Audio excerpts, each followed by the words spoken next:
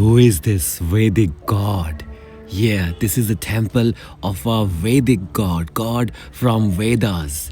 This god heard the story of immortality from Lord Shiva himself. Who is he? His idol looks like he's a parrot god. Before we learn more about this Vedic god, we have to understand the basic of Hinduism. Before we move ahead, let me tell you something very basic. Our tradition has 4 Vedas, ancient sacred texts: Rig Veda, Yajur Veda, Sama Veda, and Atharva Veda. Then come the 6 Vedangas, 6 auxiliary disciplines connected with the Vedas: Shiksha, phonetics and pronunciation; Kalpa, rituals and ceremonies; Vyakarana, grammar; Nirukta, word meanings and etymology; Chandas, poetic meters; and Jyotish, astronomy and traditional astrology. Then come the Upanishads, philosophical texts dealing with the nature of reality, the self and the ultimate truth. Traditionally, 108 Upanishads are recognized. Our tradition also has 2 great Itihas, ancient epic histories, Ramayana and the Mahabharata. And an important part of the Mahabharata is the Bhagavad Gita, the sacred dialogue between Lord Krishna and Arjuna, where Krishna teaches Arjuna about dharma, duty and righteous living, karma, action and its consequences, and the nature of life. And let me tell you, Gita is the greatest book ever in the history of mankind. If you want a PDF of this book, you can connect with me on my WhatsApp. I'll send you a PDF of Gita interpreted by me. Then come the 18 Mahapuranas, major Puranic scriptures, including Shiva Purana, Vishnu Purana, Bhagavata Purana, Skanda Purana, Garud Purana, Brahma Purana, and many others. There is also a traditional list of 18 Up-Puranas, secondary Puranas. Then come the 6th school of Indian philosophy, known as the Shada Darshana, 6 philosophical systems: Sankhya, philosophy of consciousness and nature; Yoga, the path of spiritual discipline; Nyaya, logic and reasoning; Vaisheshika, philosophy of reality and categories; Purva Mimamsa, the philosophy of Vedic ritual and dharma; and Vedanta, the philosophy of ultimate reality and the self. We also have Dharma Shastra, texts dealing with law, ethics and righteous conduct; and Smriti, literature, remembered and traditionally transmitted scriptures, including Manu Smriti, Yajna Valkya Smriti, and Narada Smriti. Beyond these, there is a vast tradition of Agama and Tantra texts, scriptures dealing with worship, rituals, spiritual practices, and temple tradition associated with Shaiva, Shiva, Vaishnava, Vishnu, and Shakta, goddess traditions. For yoga, we have texts such as Patanjali's Yoga Sutras, aphorisms on yoga, Hatha Yoga Pradipika, a classical Hatha Yoga text, Gharendra Samhita, a text on Hatha Yoga, and Shiva Samhita, a text on yoga and spiritual practice. And our knowledge tradition is not limited to our religion and philosophy.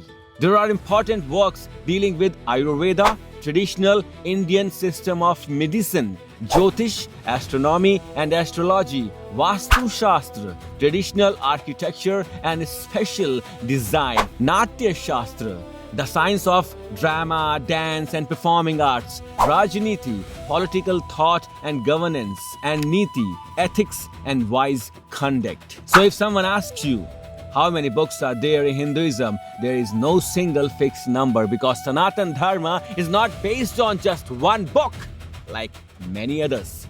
It is a vast and continuously developing knowledge tradition built over thousands of years. And perhaps the most beautiful thing is this: each text explores something different.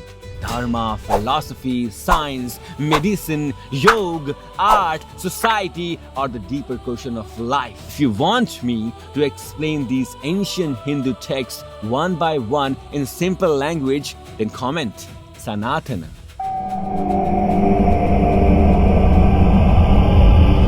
Okay, so here I'm standing in Naimisharanya. It's a spiritual place, and this is a Puran mandir, a temple of Puran. We don't only worship idols or nature. We also worship our literature, so our religious books, which is known as Puran. So this is the temple of Puran. This is the remnants of a temple of Puran. The remains. The temple is no more in its supreme condition anymore. It's just the remains of that ancient temple which used to be here. I don't know, 100 years back. Now it must have been look like this. This is an AI image, but now it's just remains which you can see here. So let's explore inside the temple.